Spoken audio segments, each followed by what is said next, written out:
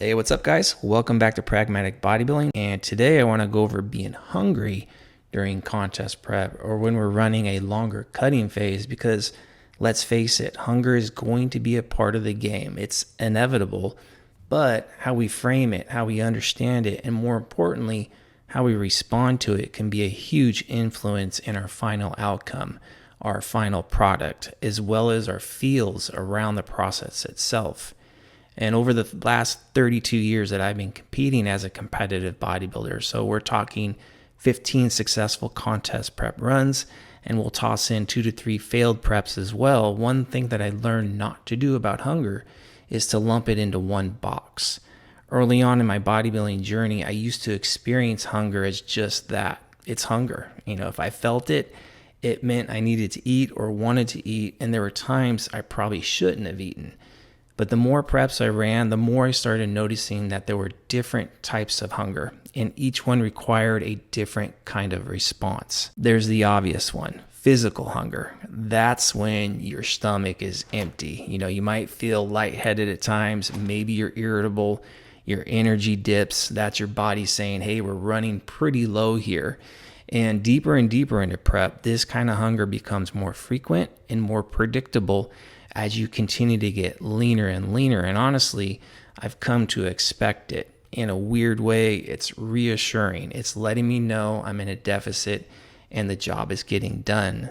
Then there's the emotional hunger. And this one's quite often a little more difficult to manage. This is the kind of hunger that shows up when I'm not physically depleted, but rather mentally or maybe emotionally worn down. Maybe I had a super stressful day, or I'm feeling a bit overwhelmed, or just feeling disconnected from things. And in this type of environment, it's really easy to turn to food to get that comfort that I'm seeking. So again, it's not the physical hunger that's actually coming from my gut. It's coming from my emotional state, where it's easy to let unguided emotions dictate my decision making. And in this state, it's really easy to eat more than what you really should. And then there's social hunger. And this one might be the hardest to deal with at times. You might be at a family gathering or maybe out with your friends, and food is just everywhere. You're not physically hungry, but you feel the pull to eat, not from your appetite, but from the need to fit in, to belong, to keep the center of attention away from yourself. It's like everyone's eating, and I want to be a part of that. So as an example, I know you guys can probably relate to this. My family loves to go out to eat on the weekends, just going out for a nice dinner, maybe grabbing some lunch somewhere. And even if I had just eaten, let's say a complete meal, I'd still feel that pressure to order something just to be part of the experience. And I have to remind myself that I can still be present with them. I can still laugh with them, just be in the moment without needing a full plate in front of me. I can order a diet soda just to have something there with them. And it would be on my terms, where I'm doing two things at once. I'm being present with them, having a great time, and staying true to my goal. So what it really comes down to is having awareness. So now when I feel hunger creeping in, I try to pause and ask myself, is this physical hunger? Is this emotional hunger? Or is this social hunger? If it's physical hunger, then I want to assess the root cause. Is it my meal timing? Did I go too long without food? Are my food sources too fast digesting? Are my activity levels higher than usual?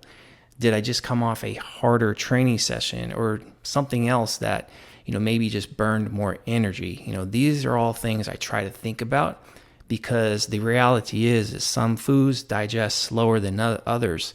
So if I'm eating more wholesome, minimally processed foods, so we're talking lean proteins, complex carbs, high fiber vegetables and fruits, and healthy fats, I'll probably have a better shot at staying fuller longer. If this is emotional hunger, if it is, then I want to check in with myself before I just default to eating a bunch of food, especially comfort food. I'll ask myself, am I stressed? Am I tired? Am I feeling off? Instead of turning to food, I give myself a chance to reset. Maybe I go for a short walk.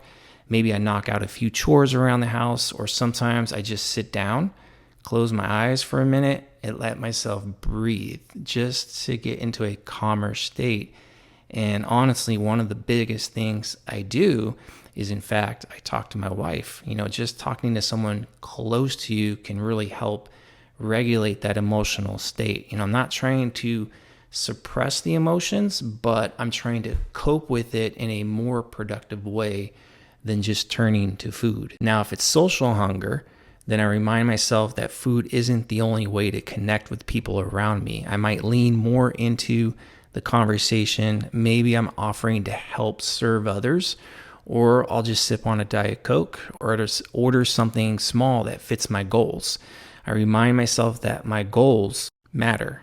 And I ask myself, how would it feel not to follow through? That usually brings me back. And honestly, if social hunger keeps becoming a recurring challenge, it might be time for a deeper conversation with my loved ones. I might explain my goals to them to make them understand why I'm navigating things the way I am. It's not that I'm trying to avoid them or push against, family traditions or anything like that. It's just that when you have something that's really important that you're working towards, it's important that you're letting them know that your love and connection to them goes far beyond what's on the plate. Hunger overall is just a signal. You really have to learn how to listen to it and understand what language it's actually speaking. And you also have to realize it doesn't control you. You don't have to constantly fight it. You just need to respond to it with clarity and the right intention. We have to fully understand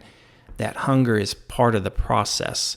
That goes without saying. When we're cutting this hard, especially for a show, we're in a controlled deficit. It's a controlled starve, and we're choosing to do this. And in a weird way, that perspective actually helps me out a lot. And when I take that big step back and look from a wider perspective, I realize this version of hunger is actually a luxury. I get to lift heavy things. I get to eat multiple times per day. I get to choose high quality food sources.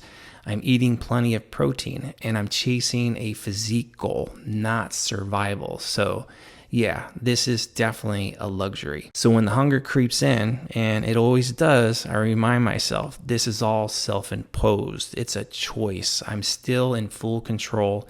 And if I really wanted to, I could walk to the pantry or the fridge and end it in seconds. And the more I try to avoid hunger or outsmart it, the worse it usually gets for me. The obsession becomes too exhausting. So instead, I try to reframe it, that hunger is, feedback that my process is actually working, that I'm moving toward my goal, that I'm doing something that is hard, and I'm doing it really well. Because in the end, what we're after is that elite level conditioning, and getting to that type of conditioning does take sacrifice. As a coach, I've seen athletes spend way too much time in the kitchen trying to make the perfect low-calorie meal to trick themselves into being full, to get some satisfaction out of a glamorous meal, only to barely scratch the surface of actual satiety. So I think it's important that we're keeping things simple and efficient. If I'm starving that much, if the hunger is just through the roof, rather than spending a ton of bandwidth and time in the kitchen crafting something that might take over an hour to prepare, I just grab a protein shake and a piece of fruit. It's quick, it satisfies, and it hits macros just as well. There's no fluff, there's no wasted energy, and I can move on to other important things in my day. That shift to simplicity and efficiency has been huge for me. I still enjoy my food. I eat the foods that I like to eat, and I do enjoy cooking, but I'm not chasing fullness through food volume gymnastics every single day. When you're deep into a prep, efficiency does matter mentally and physically. I found that my food choices and meal timing make a difference in how manageable my hunger is. Probably 85-90% of my intake comes from whole, minimally processed foods. So we're talking lean proteins, complex carbs, fibrous vegetables and fruits, healthy fats.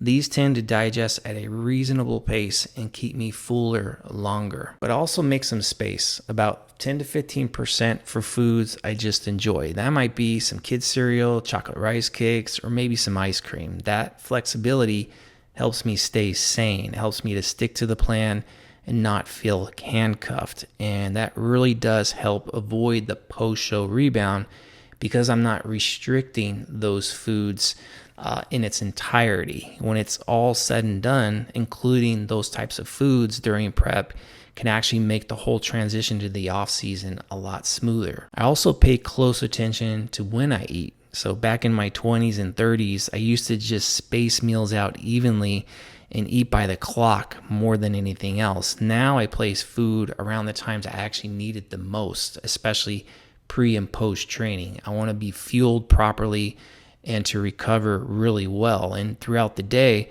I think about when I'm going to be the most active and distribute my calories around that to support energy levels and satiety. What I definitely avoid is hoarding most of my calories for a massive nighttime meal. That's going to leave you feeling drained all day long. Training's going to suffer, focus is going to dip. Trying to have that one huge meal on the couch while watching the Food Network just doesn't serve you when you need your energy earlier in the day. So I spread those calories where they actually support my life. So this next one sounds simple enough. It's been a real game changer though with dieting, and that's to keep yourself busy. When I'm bored or just kind of just hanging around doing nothing, the hunger becomes more of a focus and the wrong type of distraction.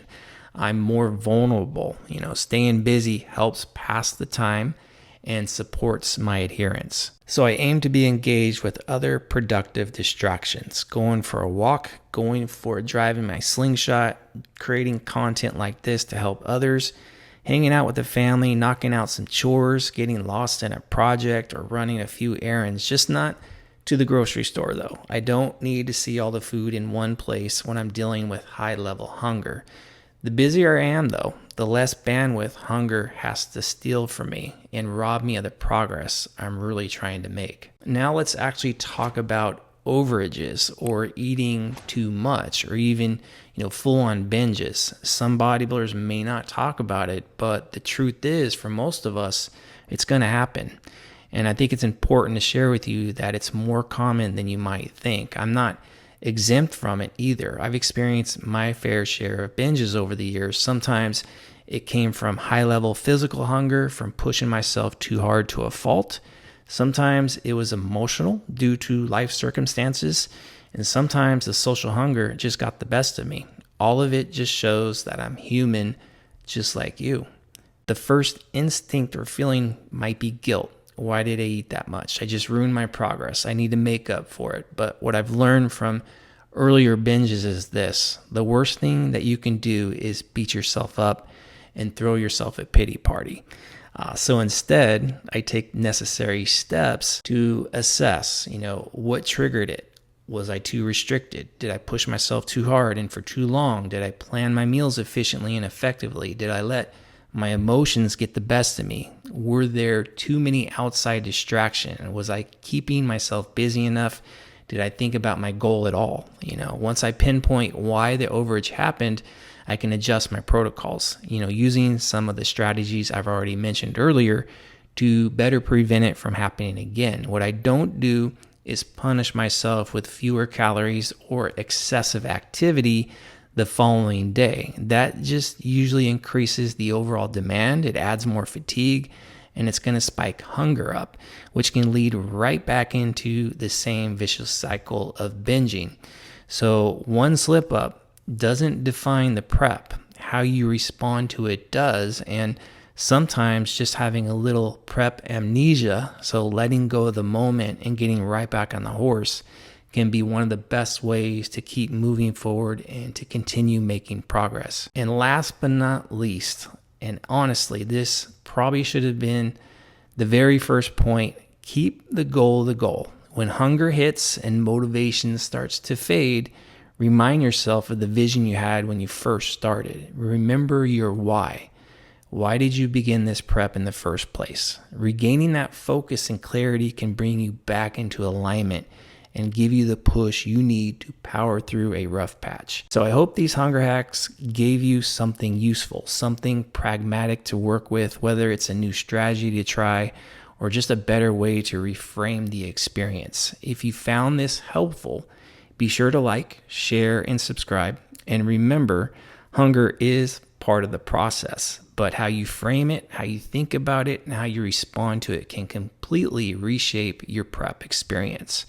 Any questions, positive comments, suggestions are always welcome. Drop them down below, and I'll do my best to connect with you. See you guys next week.